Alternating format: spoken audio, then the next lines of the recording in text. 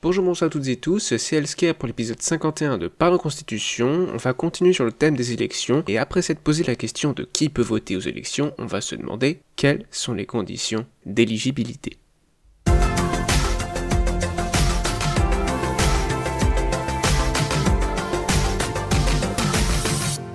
Mais avant toute chose, quelques rappels, bien évidemment, les élections déjà prévues et présentées dans Parlons Constitution, épisodes 24, 29 et 49. Donc, l'Assemblée nationale, la chambre basse du Parlement, est élue par les citoyens actifs, 50% la proportionnelle nationale avec un seuil de 4%, plus 50% la méthode Borda modifiée par circonscription, c'est-à-dire un siège par circonscription.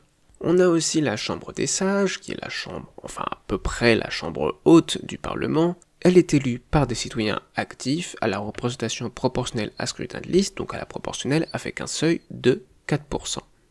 On a aussi le président de la République qui est élu, mais pas par les citoyens actifs, mais par tous les citoyens, donc au suffrage universel direct, et à la méthode Borda modifiée pour sanctionner le non-classement des candidats.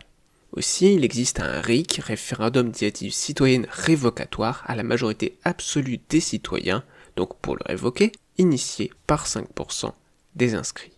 Donc ça c'est côté élections nationales. Les élections locales je n'en parle pas car ça ne relève pas vraiment de la Constitution, même si ça pourrait l'être, c'est plutôt, en tout cas en France, du ressort de la loi. Aussi j'aimerais rappeler les conditions pour être citoyen, et notamment pour être citoyen actif, et pourquoi, c'est ce qu'on avait vu aux épisodes 19 et 20. On va faire très court, tout national et citoyen, sauf les mineurs et certains handicapés mentaux et délinquants ou criminels si un juge le décide, et selon la loi et la Constitution bien sûr. Et donc, pourquoi est-ce qu'il existe des citoyens actifs? En fait, l'impératif de rationalité pour essayer d'accomplir l'objectif de recherche du bonheur de tous et de chacun justifie de distinguer des citoyens passifs de citoyens actifs, et selon quoi? Selon leur intérêt pour le politique, d'où le test de l'intérêt pour le politique qu'il faut passer pour obtenir l'attestation du test de l'intérêt pour le politique et devenir citoyen actif. Maintenant qu'on a tout ça en tête, dans le dernier épisode, donc dans l'épisode 50, on avait mélangé tout ça et on avait dit qui peut voter aux élections, et la réponse c'est que c'était un suffrage à peu près capacitaire. Pourquoi? Car c'est surtout les citoyens actifs qui peuvent voter aux élections, car en principe les questions politiques impliquent l'usage de la raison, donc un certain intérêt pour le politique, un intéressement, une volonté de s'impliquer dans les questions politiques, de comprendre ce qu'il se passe pour avoir un vote éclairé, donc des citoyens actifs qui ont passé le test de l'intérêt pour le politique. Mais par contre, pour ce qui est de la protection du peuple, de la citoyenneté ou des droits fondamentaux, là, il y a vote par tous les citoyens. Ce qui, pour les élections, veut dire qu'on a une élection du président de la République qui est un arbitre au suffrage universel direct. Et donc, maintenant qu'on a vu tout ça, on va se demander quelles conditions d'éligibilité, et d'abord, on va voir s'il faut être électeur pour être éligible. Car oui, c'est la base. Est-ce qu'il faut être électeur pour être éligible? Ou est-ce qu'il faut plus que ça? Ou est-ce que même quelqu'un qui n'est pas électeur peut être éligible? Eh bien, selon moi, oui, il faut être électeur pour être éligible. Et ça s'explique par plusieurs arguments. Un représentant doit faire partie du corps représenté, il doit être choisi par ses pairs. Pour moi, ça paraît évident, mais en fait, ça découle d'un raisonnement qui est plus profond. J'ai mis un peu de temps à comprendre pourquoi est-ce que pour moi c'est évident et pourquoi il faut, selon moi, qu'un représentant fasse partie du corps qu'il représente. Mis à part que ça paraît logique, ce n'est pas forcément le cas. On peut penser aux avocats qui représentent leurs clients mais qui ne font pas partie de la famille du client ou qui ne sont pas des proches de ce client. Donc pourquoi est-ce que un représentant devrait faire partie du corps qui le représente? Eh bien, c'est pour la légitimité et la compréhension des besoins et intérêts des électeurs. On suppose que s'il fait partie du peuple, des électeurs, il comprendra les besoins et les intérêts des électeurs. C'est pas forcément toujours le cas, puisque les électeurs sont très divers, très nombreux, ils ont des caractéristiques sociales très différentes. C'est pour ça que cet argument n'est pas suffisant. Mais il y a l'argument de la légitimité, c'est-à-dire que les électeurs vont trouver légitime quelqu'un qui est élu parmi eux, quelqu'un qui soit électeur, que quelqu'un qui soit élu puisse au moins voter aux élections. Car si la personne qui est élue ne pouvait pas voter aux élections, c'est un peu comme si ils avaient élu ou le candidat était quelqu'un qui était un sous-citoyen. En fait, c'est une question de cohérence, de cohésion sociale et de confiance. On aura plus confiance envers quelqu'un qui fait partie de notre corps, qui nous représente, car il est lui aussi électeur. Ce qui implique plein de choses. S'il est électeur, il est français. Et c'est déjà quelque chose d'important. Mais bien sûr, tout ce que je viens de dire là, c'est sujet à débat, et moi-même, je trouve que ces arguments sont un peu moyens, donc si vous trouvez des arguments qui sont meilleurs pour défendre cette idée, ou des contre-arguments qui sont très bons, n'hésitez pas à les proposer dans les commentaires ou sur Discord. Débattre permet de faire avancer la réflexion, permet de faire avancer les idées et d'améliorer ces propositions, d'améliorer la Constitution. Bien évidemment, c'est aussi pour ça que je fais cette série. Aussi, il y a quelque chose en plus qui pour moi paraît logique, mais qui n'est pas forcément pour tout le monde. Il faut être candidat pour être éligible. C'est-à-dire qu'une personne qui ne candidate pas à l'élection ne peut pas être élue. Pourquoi ça ? Parce que sinon quelqu'un de très populaire pourrait être élu sans son consentement. Alors qu'il ne veut pas être élu, il pourrait être élu par les citoyens.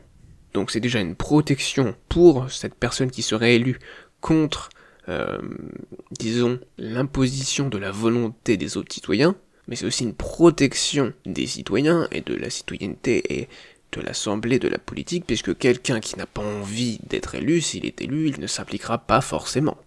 Donc pour moi, c'est logique, c'est la base, mais certaines personnes pourraient vouloir élire quelqu'un qui ne veut pas lui-même être élu.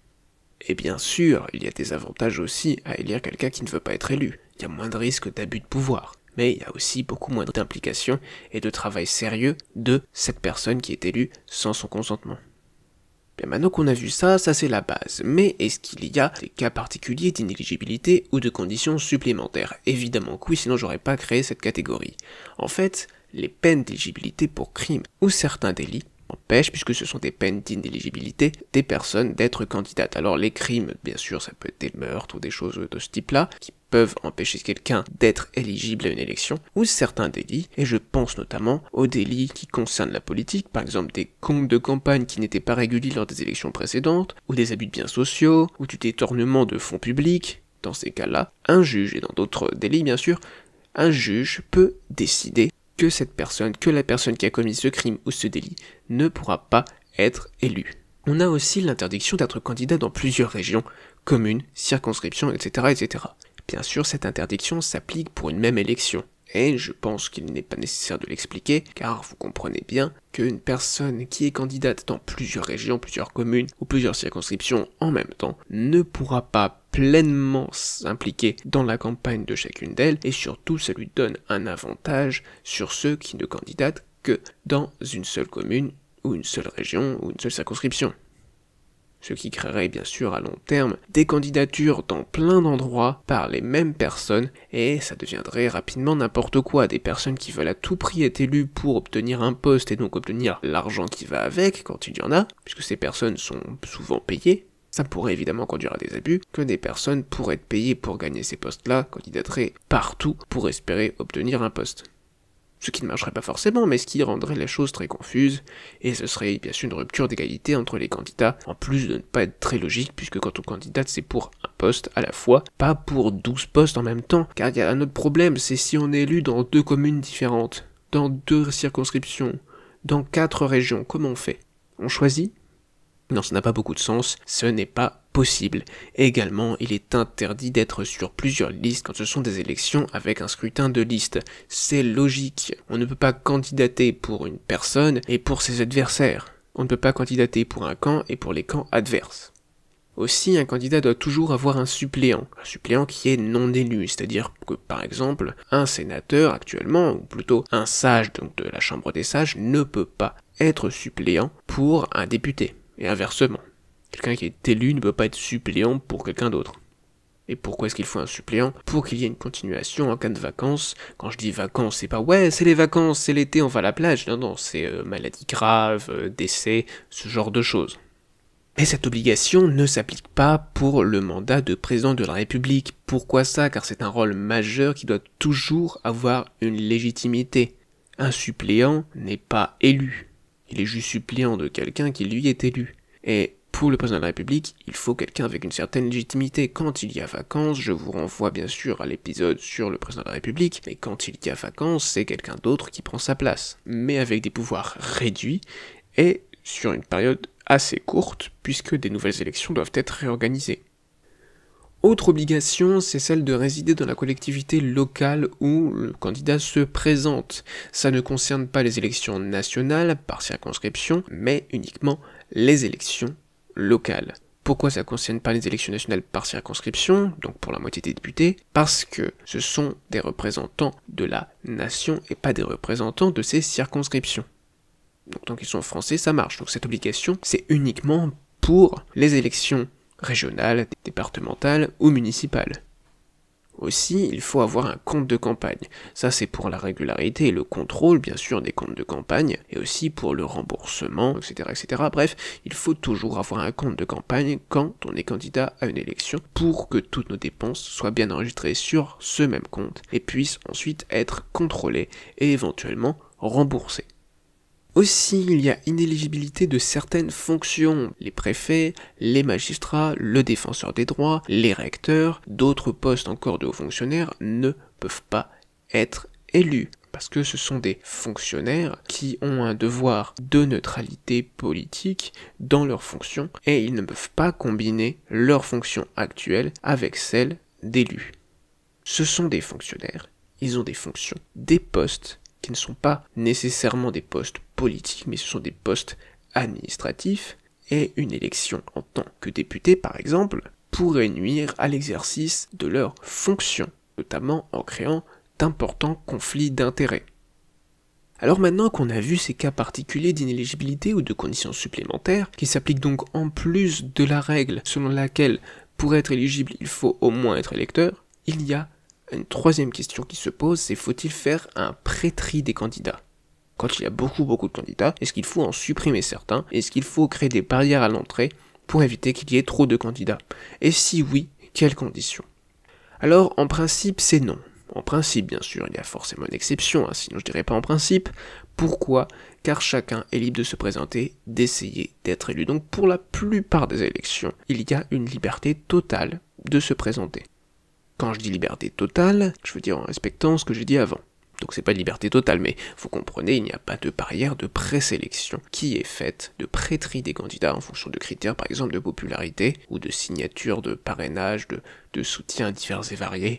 Non, chacun est libre de se présenter, d'essayer d'être élu tant qu'il respecte les conditions qui ont été préalablement définies dans les points précédents dans cette vidéo.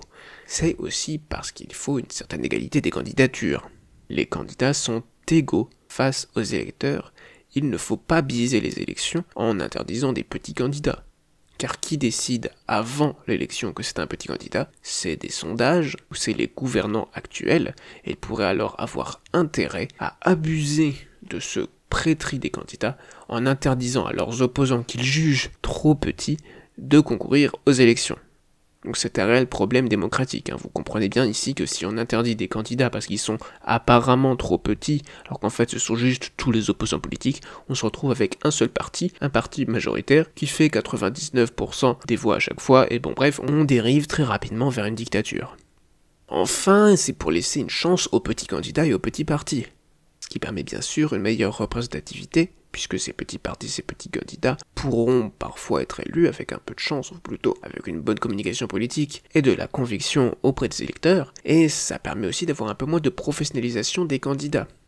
Pourquoi? Car si on exerce un pré-tri des candidats, ça veut dire que les personnes qui sont candidates vont devoir se professionnaliser pour devenir célèbres en tant que personnalité politique professionnelle, gagner en popularité et ainsi pouvoir se présenter aux élections.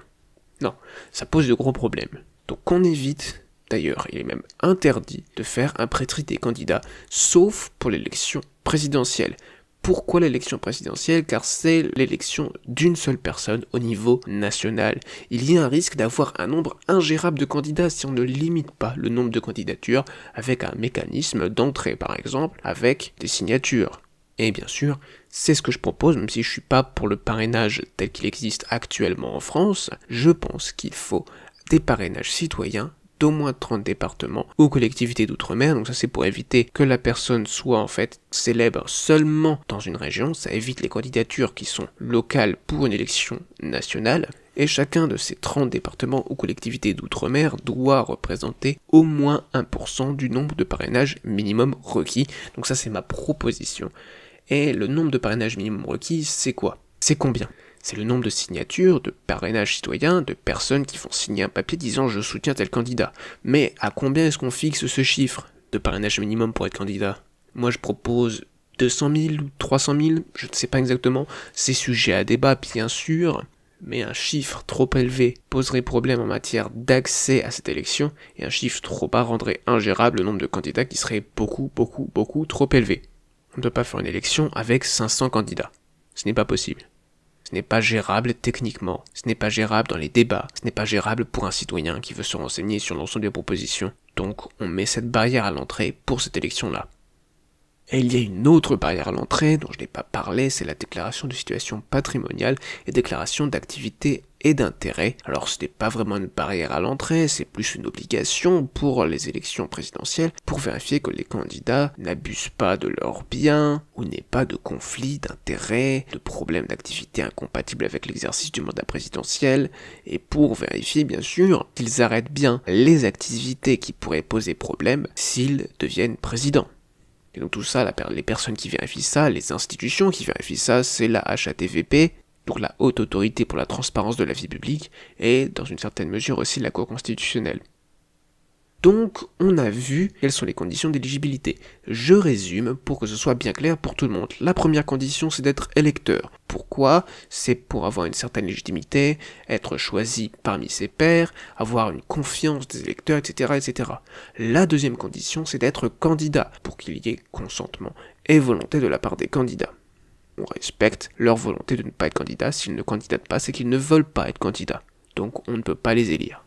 Très bien, mais après ça, il y a d'autres conditions. Pas de peine d'inéligibilité, pour crime ou certains délits. Aussi, il ne faut pas être candidat dans plusieurs circonscriptions ou sur plusieurs listes, ça paraît logique. Et il faut avoir un suppléant et un compte de campagne. Il y a également inéligibilité de certaines fonctions. Les préfets, le défenseur des droits, etc., ne peuvent pas être élus. Et donc ne peuvent pas être candidats. À moins bien sûr de démissionner. Ensuite, il y a une condition spéciale pour les élections locales, c'est l'obligation de résider dans la collectivité locale où on se présente.